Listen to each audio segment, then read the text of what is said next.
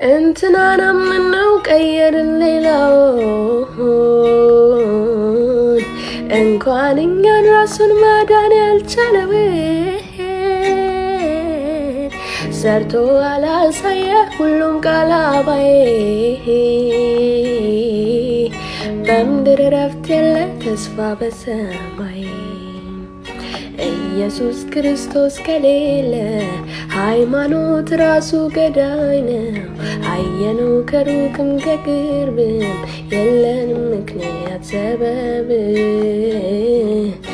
እስኪ ቀመስኩትን ቅመሱ የህይወት እንጀራ ነው እሱ።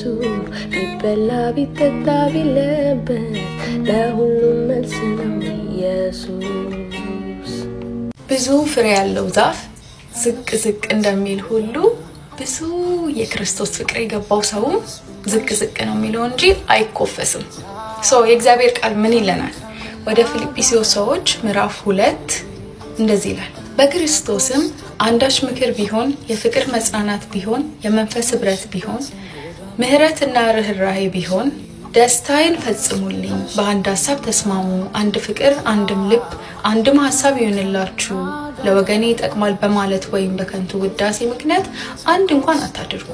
ነገር ግን እያንዳንዱ ባልንጀራውን ከራሱ ይልቅ እንዲሻል በትህትና ይቁጠር።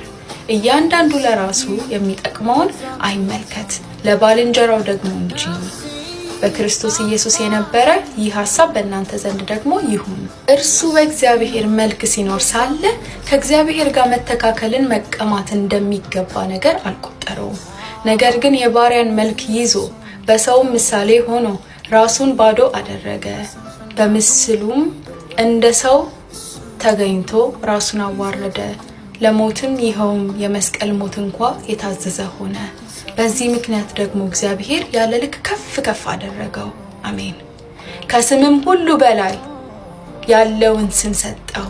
ይህም በሰማይና በምድር ከምድርም በታች ያሉ ሁሉ በኢየሱስ ስም ይንበረከኩ ዘንድ ምላስም ሁሉ ለእግዚአብሔር አብ ክብርን ኢየሱስ ክርስቶስ ጌታ እንደሆነ ይመሰክር ዘንድ ነው። መልካም ምሽት።